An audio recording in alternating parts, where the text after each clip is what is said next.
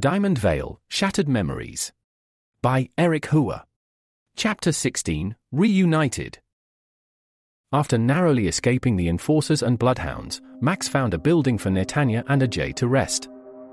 Ajay's consciousness was slowly coming back after being badly injured.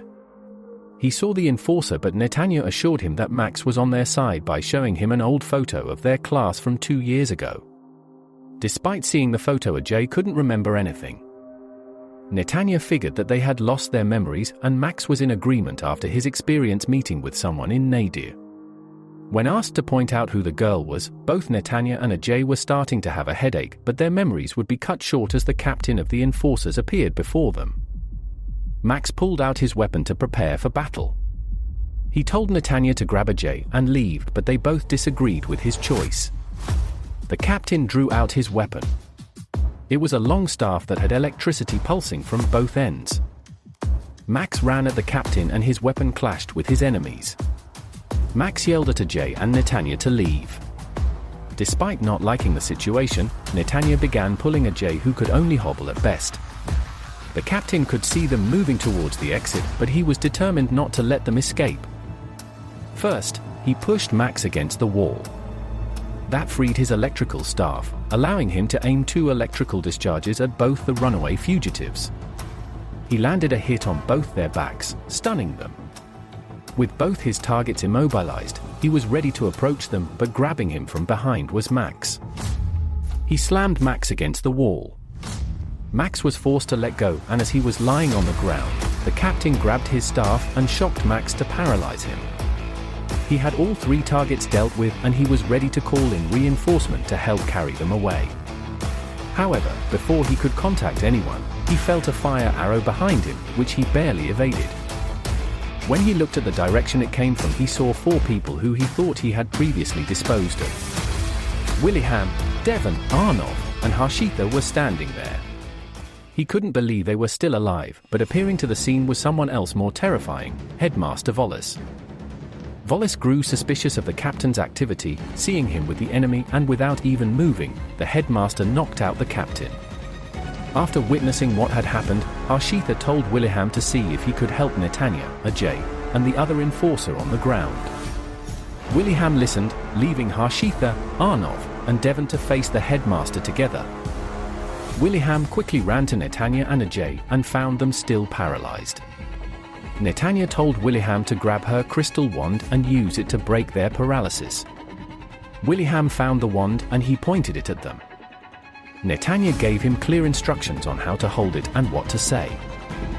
Willingham waved the wand in the motion he was told, and the wand cast a magical wave that fell over Netanya and Ajay. The magic also had a pretty bad recoil that sent Willingham falling on his bottom, but he successfully rid Netanya and Ajay of their bind.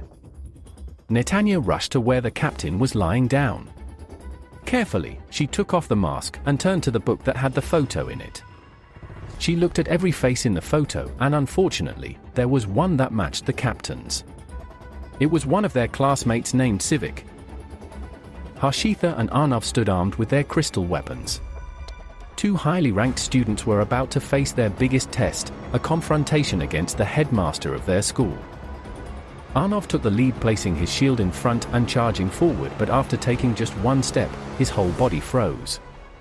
Within a second, the headmaster appeared in front of him, ready to strike him down. However, Harshita cast an icy gust that forced the headmaster to distance himself from Arnov. Volice stood still with his hands up, provoking Harshita to cast her magic. Using both her hands, she attempted to cast a fire torrent spell, but for some reason, she stopped midway. Like Arnov, her body would not respond to her commands. With both the students paralyzed, Headmaster struck Arnov and then Harshita after. In mere seconds, Headmaster Volice took down 2 high-ranking students of Diamondvale.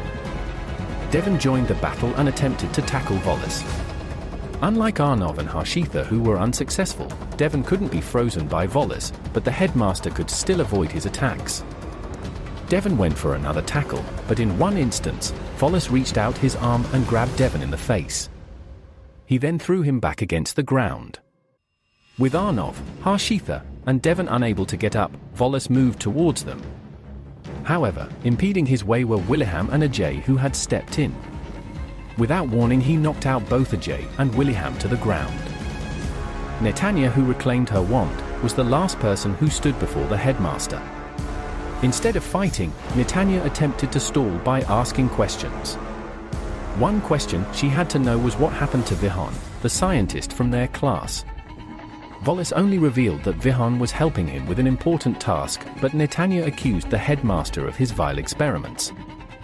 He had a burst of anger and his aura was so oppressing it forced Netanya to become silent. The pressure was becoming unbearable and she was nearly out of air, but a sonic blast forced the headmaster to jump out of the way. Netanya had been saved by Dante's heroics and he wasn't the only one there. Standing behind him were Liam with Saman on his shoulder, Arya, and Myla. Again, he unleashed his oppressing aura and caught Liam, Saman, Arya, and Myla. Dante was the only one not affected by his aura. He appeared behind Dante and stabbed a geode stone in his back. The crystal was strong enough to pierce through the robotic plating and it was short-circuiting his body. His entire system was warning him of a malfunction as he was losing power to his body.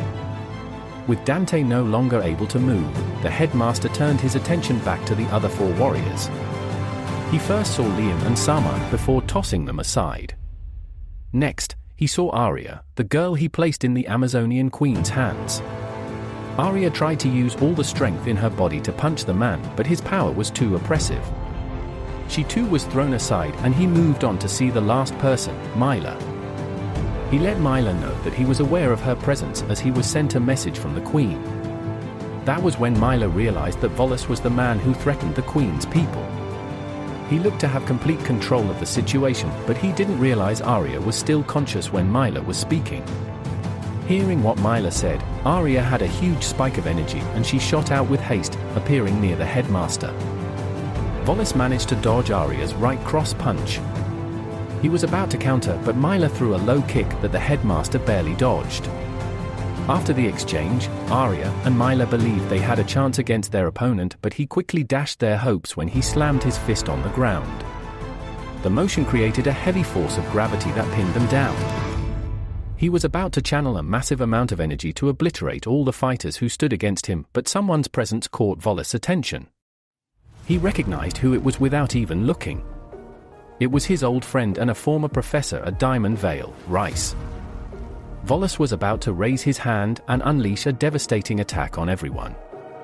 However, Rice instantly appeared before him and grabbed his wrist, preventing the headmaster from harming anyone.